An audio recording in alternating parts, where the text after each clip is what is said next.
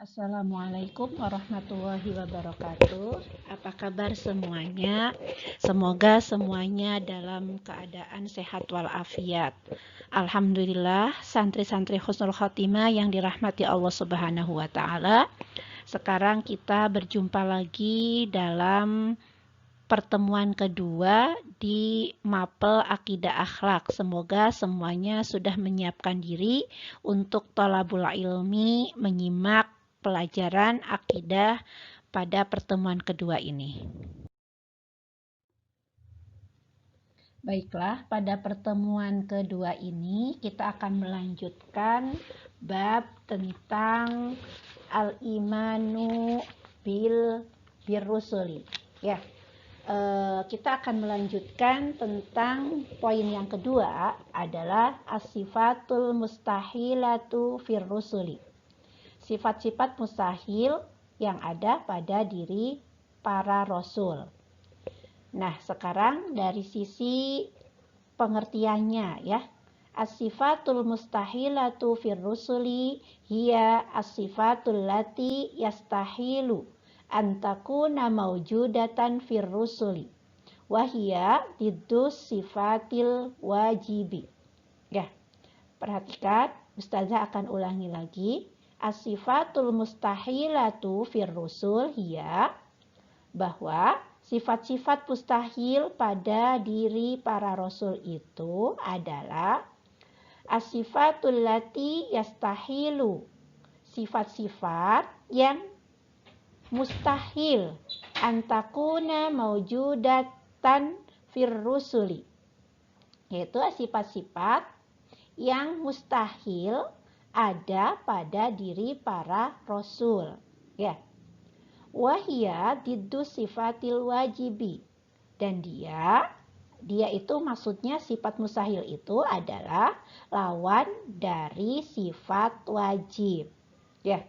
Santri-santri Husnul Khotimah yang Ustazah banggakan ya, dalam pembahasan kedua ini, sifat mustahil pada diri Rasul ini yang dimaksud adalah sifat mustahil adalah sifat-sifat yang tidak mungkin ada pada diri Rasul.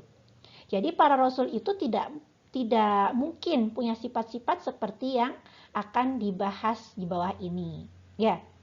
Jadi tidak mungkin para rasul itu mempunyai sifat-sifat itu gitu ya. Sifat mustahil itu apa saja? Yaitu al-kadzibu ya, dusta, al-khiyanatu, berkhianat, al-kitmanu, menyembunyikan, al-baladatu ya, artinya yang bodoh ya. Ini sifat mustahil ini disebutkan tadi di pengertiannya adalah diddu sifatil wajib, lawan daripada sifat wajib, seperti yang sudah kita bahas pada pertemuan sebelumnya, bahwa sifat wajib itu ada 4, yaitu sidik, amanah, tabligh, fatona. Itu yang ada pada diri Rasul. Tapi sebaliknya, Rasul tidak akan mempunyai sifat-sifat yang lawan dari sifat wajib tersebut. Rasul tidak mungkin punya sifat dusta. Rasul tidak mungkin punya sifat khianat. Rasul juga tidak mungkin punya sifat yang menyembunyikan. Rasul mempunyai sifat wajibnya adalah apa? Menyampaikan kepada kaumnya. Dan Rasul juga tidak mungkin mempunyai sifat baladah atau bodoh. Semua Rasul yang diutus oleh Allah ke muka bumi ini yaitu mempunyai sifat-sifat yang sidik, amanat, tabligh, fatona. Kemudian di poin yang selanjutnya adalah bagian ketiga. As-sifatul jaizatu lirrusul. Sifat-sifat jaiz yang ada pada diri Rasul. Apa itu? As-sifatul jaizatu lirrusuli hiya as-sifatul basyariyatul lati yajuzu an yasdura min kulli basyarin kal aql wasyurbi wan naumi wan nikahi wal bai'i wa ghairiha. Sifat-sifat jaiz yang ada pada diri Rasul adalah sifat-sifat manusia ya, yang mana itu ada pada semua manusia ya. Seperti apa sifat-sifat manusia itu? Kal akal, seperti makan. Kasyurbi, seperti minum. Kanaumi, seperti tidur. Wan nikahi, dan juga seperti nikah. Wal bai'i, seperti jualan, ya, dan juga yang lainnya.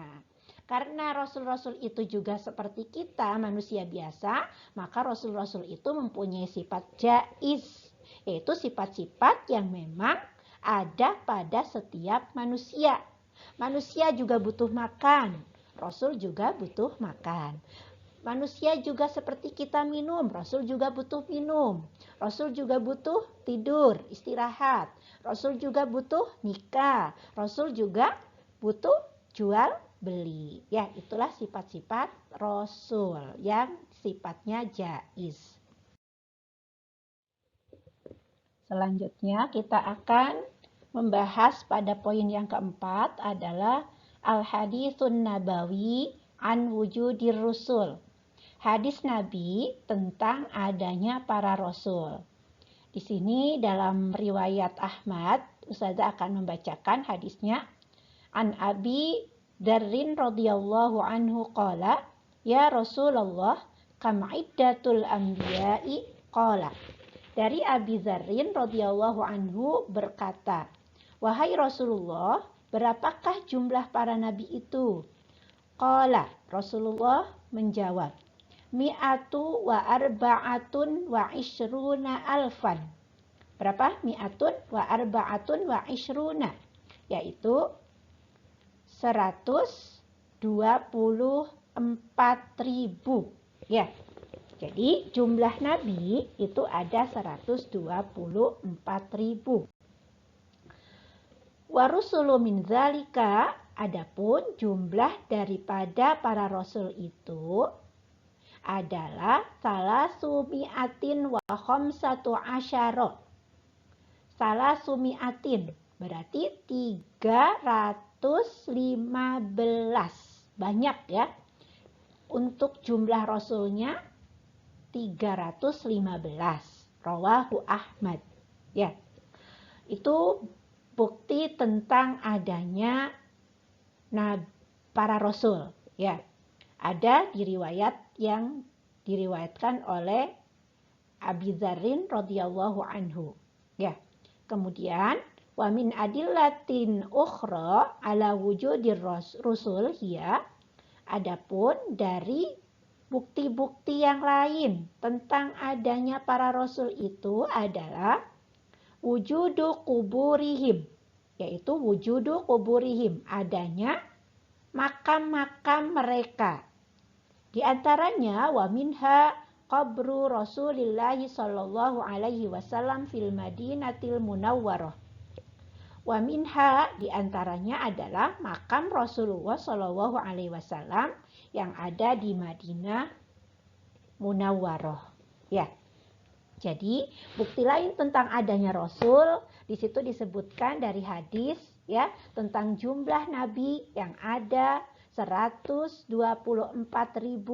nabi, sedangkan Rasulnya ada 315 nabi, 13 Rasul. Bukti yang lainnya disebutkan di situ adalah adanya makam mereka. Ya, makam mereka. Contohnya salah satunya itu adalah makam Nabi Muhammad SAW yang ada di Madinah Munawwarah. Untuk yang sudah pernah umroh bisa melihat ya di Raudhah. Di situ ada makam Nabi SAW. Selanjutnya kita akan membahas poin yang kelima adalah hukmul imani birrusuli. Hukum beriman terhadap para rasul. Al-imanu bihim wajibun wa huwa ruknun min arkanil iman. Santri-santri Husnul Khotimah yang Ustazah banggakan bahwa hukum beriman kepada para rasul tersebut sifatnya wajib karena dia rukun daripada rukun iman. Ya, ulangi lagi bahwa beriman kepada para rasul hukumnya wajibun. Wa huwa ruknun min arkanil iman. Hukumnya wajib karena dia termasuk bagian daripada rukun iman. Oke ya, kita insya Allah semua mengimani akan keberadaannya para rasul yang telah Allah utus di muka bumi ini. Selanjutnya poin yang keenam adalah adadur rusuli al-mazkurina fil Quran. Ya, adalah jumlah para rasul yang disebutkan di dalam Al-Quran. Al-mazkuru minhum fil Quran khamsatun wa ishruna rasulan. Yang disebutkan, mereka para nabi yang disebutkan di dalam Al-Quran, jumlahnya ada khamsatun wa ishruna rasulan, yaitu ada 25 rasul. Wa hadzal adadu laisa lil hasri bal lil ibrah. Dan jumlah ini tidak untuk diperdebatkan, tetapi untuk dijadikan pelajaran buat kita semua. Ya, masalah jumlahnya nggak usah dipermasalahkan. Yang terpenting adalah bahwa kita mengimani terhadap para rasul tersebut. Dengan mengimani terhadap para rasul tersebut, kita juga berusaha untuk mengimani apa-apa yang disampaikan oleh Nabi kita, ya, kalau kita adalah Nabi Muhammad, ya. Ini dijadikan pelajaran bahwa apa-apa yang dibawa oleh para rasul, yang disampaikan oleh para rasul, isinya mengandung kabar gembira dan juga peringatan buat kaumnya. Selanjutnya pada poin ke-7 adalah hikmatul imani birrusuli. Hikmah daripada beriman kepada para rasul. Ya, di sini ada 5 hikmah. Hikmah yang pertama adalah ziyadatul imani billahi subhanahu wa ta'ala. Menambah keimanan kepada Allah subhanahu wa ta'ala. Ya. Yang kedua, al-amalu bima ballaghahur rusulu wal ittiba'u bihim. Yang kedua, mengamalkan apa-apa yang disampaikan para rasul dan mengikuti mereka. Ya. Yang ketiga, asyukru lillahi haitsu arsalar rusula hidayatan linnasi. Bersyukur kepada Allah dengan diutusnya para rasul karena membawa petunjuk untuk manusia. Ya. Yang keempat, mahabbatuhum ba'da an na'rifa juhudahum fi tablighir risalati. Ya, mencintai mereka, ya, mencintai para nabi. Ba'da an na'rifa, setelah kita mengenal, mengetahui kesungguhan mereka dalam menyampaikan risalahnya. Ya. Kemudian yang kelima, wujudul uswatil hasanati fi hadhil hayati. Adanya suri tauladan yang baik dalam kehidupan ini. Ya, itulah 7 hikmah daripada beriman kepada para rasul. Ya. Mudah-mudahan kalian semua bisa mengambil hikmah beriman kepada rasul sesuai tadi yang disebutkan di dalam poin 7 tersebut. Ya, diantaranya semoga kita semuanya bertambah keimanan kita kepada Allah Subhanahu wa Ta'ala, sehingga dalam kegiatan sehari-harinya kita mengikuti apa-apa yang disampaikan oleh para rasul Allah tersebut dan mengikuti, ya, sesuai apa yang diajarkan oleh para rasul tersebut. Ya, setelah semuanya dilakukan, maka kita pun menambah rasa syukur kita kepada Allah atas diutusnya para rasul tersebut. Karena dengan diutusnya para rasul tersebut kepada kita semuanya, ya, maka kita akan mendapatkan petunjuk, ya, petunjuk dari para rasul tersebut. Petunjuk tentunya petunjuk yang baik, sehingga kita akan terhindar dari hal-hal yang dilarang oleh Allah Subhanahu wa Ta'ala melalui para rasulnya tersebut. Sehingga setelah rasa syukur tersebut kita tumbuh dalam diri kita, maka kita pun mempunyai rasa cinta kepada mereka, para nabi, ya, karena mereka luar biasa kesungguhan mereka dalam menyampaikan, walaupun rintangan-rintangan mereka sangat banyak dihadapi oleh para nabi dan rasul tersebut. Ya. Kemudian kita juga setelah kita mencintai mereka, kita juga berusaha untuk mengikuti uswah hasanah dalam kehidupan kita sehari-hari. Dan semoga kita termasuk kaum Nabi Muhammad yang mengikuti teladan beliau. Ya, sehingga kita nanti mendapatkan syafaat yaumul qiyamah kelak. Amin ya robbal alamin. Pembahasan yang selanjutnya yang ke-8 adalah makna khatimil anbiya'i wal mursalina li Muhammadin sallallahu alaihi wasallam. Arti daripada khatamil anbiya'i wal mursalin li Muhammad sallallahu alaihi wasallam. Khatamil anbiya'i itu adalah bahwa penutup para nabi dan rasul adalah Nabi Muhammad sallallahu alaihi wasallam. Perhatikan ya, santri-santri semuanya, bahwa penutup para nabi dan rasul adalah Nabiullah Muhammad sallallahu alaihi wasallam. Tidak ada nabi setelah Nabi Muhammad. Ketika ada pendapat bahwa ada nabi setelah Nabi Muhammad, itu berarti akidahnya salah dan bertentangan dengan Islam. Baiklah, maknanya adalah annallaha qad akmala dina wa atamma ni'matahu 'alan nasi ajma'in wa la nabiyyi ba'daha.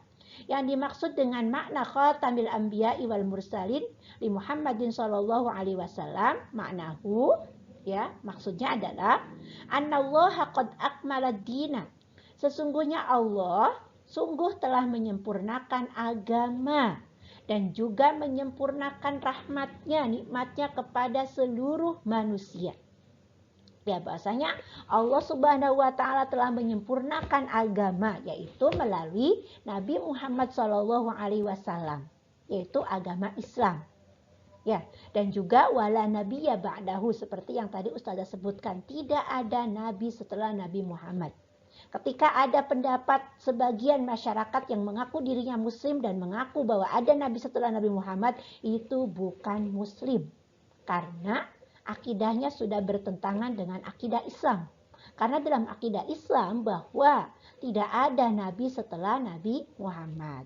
Ya, pernah dengar ya kalian tentang Mirza Ghulam Ahmad yang diyakini oleh sebagian mereka bahwa Mirza Ghulam Ahmad adalah nabi mereka setelah Muhammad. Itu salah besar. Allahu a'lam bishawab. Alhamdulillahirabbil alamin. Pembahasan tentang al-imanu bir rusul sudah bisa diselesaikan di pertemuan kedua ini.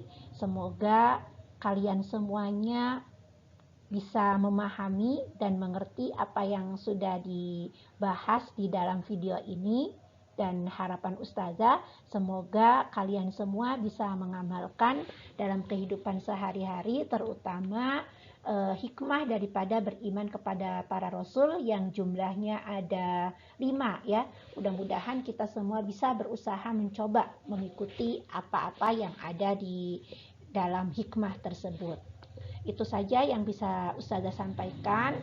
Ma'anajah lakuna jami'an, terus semangat dalam kebaikan ya. Ila liqa, ma'assalamah. Assalamualaikum warahmatullahi wabarakatuh.